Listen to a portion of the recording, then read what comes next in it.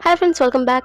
आज मैं follow me movie को एक्सप्लेन करूंगी, जो कि एक हॉरर मिस्ट्री मूवी है। इसे विल वेर्निक ने डायरेक्ट किया है। स्टोरी में आगे बढ़ने से पहले मैं कहना चाहती हूँ कि अगर आपको मेरी वीडियोस अच्छी लगती है तो प्लीज़ वीडियो पर लाइक, कमेंट, चैनल पर सब्सक्राइब ज़रूर कर दें, जिससे काफ़ी मोटिवेशन मिलता है। तो देर न करते हुए आइए बढ़ते हैं स्टोरी की तरफ। मूवी के स्टार्ट में हम कोल को देखते हैं, जो कि इस वक्त फ्लाइट में होता है। कोल एक मशहूर यूट्यूब ब्लॉगर है जो अपनी ऑडियंस के लिए काफ़ी डेयरिंग स्टंट्स करता है, जैसे पैरानॉर्मल एक्टिविटीज, जिंदा ताबूत में दफन होना और एस्केप रूम और बहुत तरह की डरावनी चीजें। कोल के यूट्यूब चैनल को 10 साल हो चुके हैं, जिसके सेलिब्रेशन के लिए कोल ने अपनी ही ऑडियंस को ही उसे किसी भी तरह का डेयरिंग देने को कहा है। जिस किसी के भी दिए गए डेयरिंग पर सबसे ज्यादा वोट्स होंगे, कोल उसी के डेयरिंग को पूरा करेगा। और इस लिस्ट में सबसे ज्यादा वोट्स एलेक्सी को मिलता है, जो कि कोल का फैन है। एलेक्सी ने इसके लिए कोल को मॉस्को बुलाया है और कोल इस वक्त फ्लाइट से मॉस्को ही जा रहा होता है। इन सब में कोल के साथ उसके 4 साथी और भी हैं, डैश, सैमंथा, थॉमस और कोल की गर्लफ्रेंड इरीन। डैश कोल को बताता है कि एलेक्सी ने उसके लिए एक स्केप रूम अरेंज किया है, जो कि सभी स्केप रूम से अलग और डरावना होगा, जो कि मॉस्को के हिस्टोरिकल कंसंट्रेशन कैंप में बनाया गया है, जो कि एक जेल है जहां पहले कैदियों को काफी बुरी तरह से टॉर्चर करके मार दिया जाता था। डैश बताता है कि वो एलेक्सी को जानता है, वो उससे एक बार मिल चुका है। एलेक्सी बहुत अमीर आदमी है, उसने खुद ही कोल को यहाँ इनवाइट किया है और वो उन्हें मॉस्को की सबसे बेस्ट जगहों पर घुमाने भी वाला है। खैर, इसी तरह बातें करते हुए सभी मॉस्को पहुंच जाते हैं, जहां डैश को एयरपोर्ट पर रूल्स तोड़ने के लिए गार्ड्स पकड़कर ले जा रहे होते हैं। और तभी यहाँ एंट्री होती है एलेक्सी की।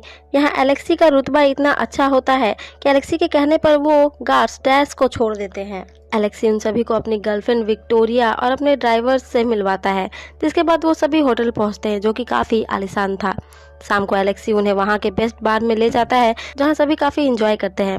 कोल यहाँ भी अपनी ब्लॉगिंग कर रहा था कि तभी दो लोग कोल की गर्लफ्रेंड इरीन को तंग करने लगते हैं। कोल और एलेक्सी के वहां जाने पर वो उन्हें गन पॉइंट पर ले लेते हैं, पर एलेक्सी भी उन दोनों को ही गार्ड से बाहर निकलवा देता है और वो दोनों ही कोल को और एलेक्सी को धमकी देते हुए वहां से चले जाते हैं। खैर, अगले दिन एस्केप रूम जाने से पहले इरीन कोल के साथ अकेले कहीं घूमने जाना चाहती थी। दोनों ही एलेक्सी के भेजे गए कार में घूमने निकल जाते हैं, पर वो रास्ते में ही कार से उतरकर घूमना चाहते थे। वो ड्राइवर को उन्हें बाद में पिकअप करने को कहते हैं, पर उन लोगों ने अब तक अपने डॉलर्स को मॉस्को की करेंसी में कन्वर्ट नहीं किया था, जिसके कारण एलेक्सी का ड्राइवर कोल को यहाँ घूमने के लिए कुछ पैसे देता है, जिसे कोल ले लेता है। दोनों यहाँ काफी एंजॉय करते हैं, जिसके बाद दोनों ही एक रेस्टोरेंट में जाते हैं, जहाँ बिल के पैसे देते हुए ड्राइवर के दिए हुए पैसों में से एक पेपर नोट गिरता है, जिस पर कुछ नंबर्स लिखे थे। कोल उसे वापस रख लेता है, क्योंकि ये शायद उस ड्राइवर की होगी। कोल उसे पैसों के साथ मोड़कर वापस से रख लेता है। अब अगले सीन में ये सभी एस्केप रूम में जाने के लिए साथ में आते हैं। जाने से पहले कोल बचे हुए पैसे ड्राइवर को देना चाहता था, पर ड्राइवर इसे कोल के पास ही रखने को कहता है। जिसके बाद सभी एस्केप रूम की तरफ बढ़ते हैं। एलेक्सी कोल को बताता है कि एस्केप रूम में वो लाइव रहेंगे, यानी एस्केप रूम में कोल की ऑडियंस भी उसे देख रही होगी। एलेक्सी कोल को बताता है कि वो भी एस्केप रूम में जा चुका है और यहाँ से निकलने के बाद उसकी लाइफ बिल्कुल ही बदल गई थी। पर एलेक्सी इसके आगे कुछ और बताता, तब तक विक्टोरिया उसे आगे कुछ भी बताने से मना कर देती है, जिससे उनके अंदर का मजा खराब ना हो। अब एस्केप रूम में पहुंचकर कोल को कहता है कि अंदर जो भी होगा वो रियल नहीं होगा, सभी बिल्कुल सेफ होंगे। जिसके बाद वो मास्कमैन कोल के सर पर कपड़ा डालकर उसे एक कमरे में बंद कर देते हैं। जिसके जाने के बाद कोल सर का कपड़ा हटाता है तो देखता है कि उसके सामने एक लाश पड़ी है, जिसके पेट पर क्रॉस का निशान बना है। कोल देखता है कि वो जेल के एक कमरे में बंद है और आसपास के ही दूसरे कमरे से उसके दोस्तों की भी आवाजें आ रही थी। इस गेम में कोल को अपने कमरे के दरवाजे की चाबी ढूंढकर पहले खुद को फ्री करना था, जिसके बाद पजल सॉल्व करके उसे अपने दोस्तों को भी फ्री करवाना था। कोल यहाँ से चाबी ढूंढने लगता है, पर उसे कहीं भी चाबी नहीं मिलती है। जिसके बाद वो समझ जाता है कि चाबी उस लाश के पेट में है। जिसके बाद कोल उस लाश के पेट को काट कर चाबी ढूंढने लगता है। थोड़ी देर बाद कोल को चाबी मिल भी जाती है, जिससे वो उस कमरे से बाहर आ जाता है। जिसके बाद कोल देखता है कि उसके सभी दोस्त अलग अलग तरह के टॉर्चर करने वाले डिवाइसेस में बंद हैं। थॉमस कोल को बताता है कि उसके निकलते ही यहाँ 2 दरवाजे और खुले थे, तो शायद वही उनके आगे का क्लू मिलेगा। होता भी ऐसा ही है, वहाँ पजल थे जिसे कॉल को समय पर सॉल्व करना था। कॉल अपने काम में लग जाता है और हम देख पाते हैं कि थॉमस और डैश मरने ही वाले थे कि तब तक कोल पजल को सॉल्व कर लेता है। जिससे उसकी जान बच जाती है। कोल को अब भी ये सब खेल लग रहा होता है, पर थॉमस बताता है कि उसे सच में वहाँ बहुत दर्द हो रहा था। जिसके बाद वो तीनों ही समंथा के पास जाते हैं, जो कि एक इलेक्ट्रिक शॉक देने वाली मशीन में बंद थी। तीनों समंथा को फ्री करवाने के लिए दूसरे पजल को सॉल्व करने जाते हैं, पर थोड़ी सी गलती पर ही समंथा को इलेक्ट्रिक शॉक लगने लगता है। डैश को लगता है कि समंथा को हल्का सा ही झटका लग रहा होगा, इसलिए वो मजे लेने के लिए जानबूझकर गलतियां कर रहा था। थॉमस उसे रोकता हुआ जल्दी से पजल सॉल्व कर देता है, जिसके बाद समंथा भी आज़ाद हो जाती है और वो बताती है कि ये कोई गेम नहीं है, क्योंकि उसकी जान अभी बस जाने ही वाली थी, इसलिए वो इस गेम को क्विट करना चाहती है। पर यहाँ सभी तब हैरान हो जाते हैं जब उनकी इस रिक्वेस्ट का कोई भी रिप्लाई नहीं दिया जाता है।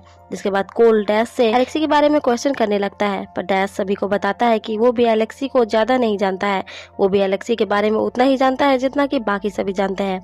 वो बस एलेक्सी से कुछ ही हफ्तों पहले मिला था। अब यहाँ सभी को समझ आ चुका है कि वो कोई गेम नहीं खेल रहे हैं, बल्कि वो यहाँ सच में ही फंस चुके हैं। तभी उनका ध्यान इरीन पर जाता है, जो कि एक वाटर टैंक में थी और उसमें पानी भरता जा रहा था। इरीन को फ्री करने के लिए वो भी पजल सॉल्व करने जाते हैं। यहाँ 2 जार्स में 5 लीटर पानी को इस तरह से मैनेज करना था कि दोनों जार में मिलाकर 4 लीटर पानी रहे। थॉमस इस पजल को भी सॉल्व कर देता है, पर इससे इरीन का टैंक का डोर नहीं खुलता है और पानी अब भी टैंक में तेजी से भरता जा रहा था। अब यहाँ सभी पैनिक हो जाते हैं। कोल यहाँ वहाँ भागता हुआ एलेक्सी को आवाजें लगाने लगता है, पर उसकी आवाज कोई भी नहीं सुनता है। तब कोल को एक वहाँ लोहा का टुकड़ा मिलता है, पर वो इतनी हार्ड थी कि वो टूट ही नहीं रही थी। तब कोल टैंक के लॉक को तोड़कर इरीन को बाहर निकाल लेता है, पर अब तक इरीन की सांसें रुक चुकी थी। पर सीपीआर देने पर इरीन को होश आ जाता है। जिसके बाद अब टाइम भी खत्म हो जा चुका था और सभी वहां से बाहर निकल रहे थे, पर बाहर जाने के बजाय सभी दूसरे कमरे में आ जाते हैं, जिसकी हालत देखकर साफ पता चल रहा था कि यहाँ हाथापाई हुई थी। दीवारों पर भी खून के निशान थे, जिसे देखकर कोल समझ जाता है कि यहाँ कुछ गड़बड़ है। और फिर देर न करते हुए कोल वहीं पर एक लोहे के पाइप से वहां के डोर के लॉक को भी तोड़कर एस्केप रूम से बाहर आ जाता है। पर यहाँ से बाहर आकर उन्हें दूसरा झटका लगता है। वो देखते हैं कि बाहर वही 2 आदमी हैं जो बार में इरीन को परेशान कर रहे थे। वहाँ एलेक्सी दिखाई नहीं दे रहा था, पर सामने विक्टोरिया थी जो उनसे अपनी जान की भीख मांग रही थी। पर वो बेरहमी से विक्टोरिया को मार डालते हैं, जिससे वो समझ जाते हैं कि उन लोगों ने एलेक्सी को भी मार डाला होगा। जिसके बाद वो लोग कोल को और उसके सभी साथियों को किडनैप करके दूसरी जगह ले जाते हैं। सर से कपड़ा हटने के बाद कोल देखता है कि वो एक कमरे में था, जहां पास ही के टेबल पे कुछ सर्जिकल डिवाइसेस रखे हुए थे। तभी रूम में एक आदमी एंटर करता है, जो कोल को बताता है कि वो उन लोगों को एक टॉर्चर रूम में पकड़ कर लाए हैं, जहां वो डार्क वेब पर उनकी डेथ को लाइव स्ट्रीम करेगा, क्योंकि कोल जैसे सेलिब्रिटी का डेथ डार्क वेब पर लाइव स्ट्रीम करके उन्हें काफ़ी फ़ायदा होगा। वो कोल को बताता है कि वो पहले उसके सभी साथियों को लाइव स्ट्रीम पर टॉर्चर करके मार देगा, जिसके बाद अंत में उसकी भी बारी आएगी। जिसके बाद वो मास्क मैन आकर कोल को एक कमरे में बंद कर देता है, जहाँ एक टीवी भी था, जिस पर कोल भी उस लाइव स्ट्रीम को देख सकता था। कोल देखता है कि उन लोगों ने समंथा को बुरी तरह से टॉर्चर करके फिर मार डाला। जिसके बाद कोल पैनिक कर जाता है और किसी तरह से अपने हाथ में बंधे हथकड़ी को तोड़ देता है और ऊपर के वेंटिलेशन पाइप के रास्ते से वहां से भागने लगता है। पर तभी वहां उसे एक कमरे में वो लोग दिखते हैं जो डैश को भी मार डालते हैं। ये सब देखकर कोल से कुछ आवाजें हो जाती है, जिससे वो समझ जाते हैं कि ऊपर कोई है। अब कोल किसी तरह यहाँ से भागने लगता है। दोनों मास्कमैन लगातार कोल को ढूंढ रहे थे, पर उनसे बचते हुए कोल यहाँ से बाहर निकलने वाले डोर तक पहुंच जाता है, पर ये डोर खोलने के लिए पासवर्ड चाहिए था। तभी कोल को उस पेपर नोट की याद आती है जो ड्राइवर के दिए हुए पैसों में थी। उस नोट पर भी नंबर लिखे थे, जिससे कोल डोर को खोल लेता है और बाहर निकल जाता है, जहां बाहर उसे वही ड्राइवर मिलता है जो उसे अभी कुछ भी पूछने से मना करता है, क्योंकि उनके पास अभी टाइम नहीं है। वो कोल को कार की चाबी देता है, जिसे लेकर वो अपनी जान बचाकर यहाँ से भाग जाए। पर अब तक यहाँ पर वो मास्कमैन आ चुके थे, पर कोल छिप जाता है। जिसके बाद मास्कमैन ड्राइवर को पकड़कर अंदर ले जाते हैं। कोल कार में बैठ जाता है। उसके पास मौका था यहाँ से बचकर भागने का, पर वो अपने दोस्तों को मरता हुआ छोड़कर नहीं भाग सकता था, इसलिए वो डिसाइड करता है कि वो अपने बचे हुए साथियों को बचाने वापस अंदर जाएगा। पर अंदर जाते ही कोल को एक और शौक मिलता है। कोल वहाँ एलेक्सी को देखता है, जो उन लोगों से बातें कर रहा था, और कोल को यहाँ से भागने में हेल्प करने के लिए वो ड्राइवर को भी मार देता है। कोल समझ जाता है कि ये सब एलेक्सी का किया धरा है, उसने उन सभी को यहाँ पर फंसाया है। खैर, कोल किसी तरह से थॉमस को ढूंढ लेता है और उसे लेकर भागने लगता है।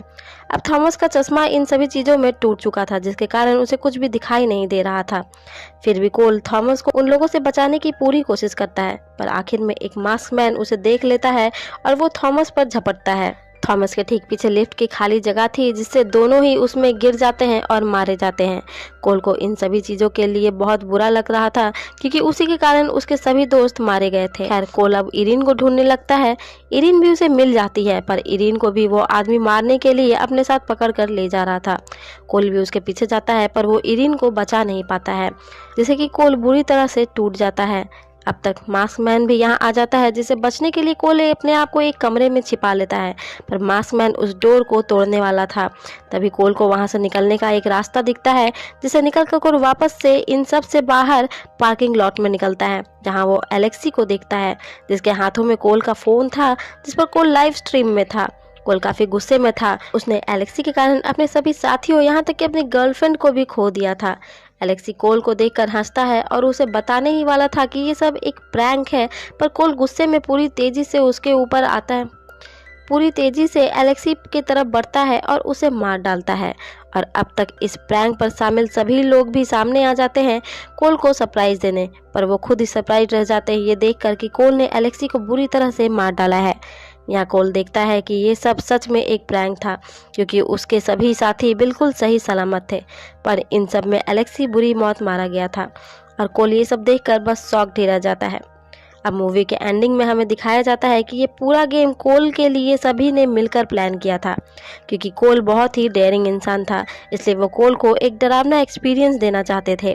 इसलिए पूरे मूवी में अब तक जो भी हुआ था वो कोल के दोस्तों ने ही प्लान किया था, जिसकी तैयारी वो कई वीक से कर रहे थे। और अब तक उनके साथ जो भी हुआ था वो एक वेल प्लान्ड एक्टिंग थी, ताकि वो कोल को एक डरावना एक्सपीरियंस दे सके।